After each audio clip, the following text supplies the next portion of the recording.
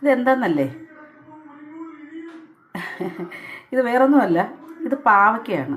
പാവയ്ക്ക ചെറുതായിട്ട് അരിഞ്ഞ് ഒരു 3 മുളകും അതിനകത്ത് അരിഞ്ഞിട്ട്, പിന്നെ കുറച്ച് തേങ്ങ അതും കൂടെ അതിനകത്തിട്ട് ഞാനിങ്ങനെ കൈ കൊണ്ട് തിരുമ്മി വെച്ചേക്കുകയാണ്. പാവയ്ക്ക എല്ലാവർക്കും വെറുപ്പാണ്, പക്ഷേ ഇങ്ങനൊന്ന് ചെയ്ത് നോക്ക്. 2-3 പ്രാവശ്യം പാവയ്ക്ക വാങ്ങി കഴിക്കും, ഉറപ്പാണ്. നിങ്ങളൊന്ന് ചെയ്ത് നോക്കൂ. ഇതിൻ്റെ ഒരു സീക്രട്ട് ഇതാ ഈ സാധനമാണ് കേട്ടോ. ഇതിനെ അങ്ങോട്ട് ചെറുതായിട്ടൊന്ന് അരിഞ്ഞ് ഞാൻ മാറ്റി വെച്ചിട്ടുണ്ട്. ഇനി എന്താ ചെയ്യുന്നതെന്ന് ഞാനിപ്പോൾ കാണിച്ചു തരാം. ഒരു ചീനിച്ചട്ടി ഞാൻ അടുപ്പിൽ വെച്ചിട്ടുണ്ട്. അതിലേക്ക് കുറച്ച് വെളിച്ചെണ്ണയ്ക്കൊക്കെ ഇപ്പോൾ തീ പിടിച്ച വിലയാണ്. എന്നാലും വെളിച്ചെണ്ണ ചേർക്കാതിരിക്കാൻ പാടില്ലല്ലോ. ഈ വെളിച്ചെണ്ണ ഒന്ന് ചൂടായി വരുമ്പോൾ ഇനി നമുക്ക് കടുക് ഇട്ട് കൊടുക്കാം.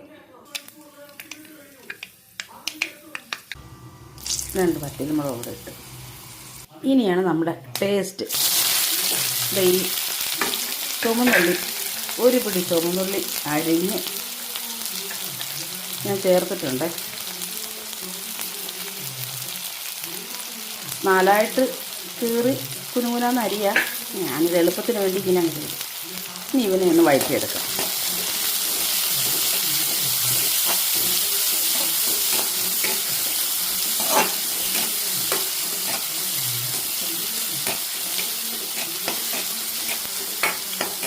ഇതിലേക്ക് ഇടണം കണ്ടോ.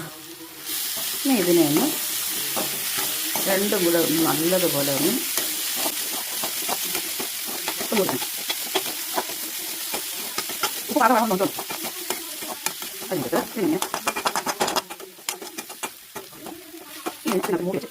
ഞാൻ മൂടി അടച്ച് ഈ ഫ്ലെയിമിൽ ഏറ്റവും ലോ ഫ്ലെയിം ആക്കി വെച്ചിട്ടാണ്. ഇത് നാ വീഴുന്നത് പെട്ടെന്ന് ചോറ് റെഡിയായി. നല്ല പോഷകമുള്ള നല്ല വായിക്കണം.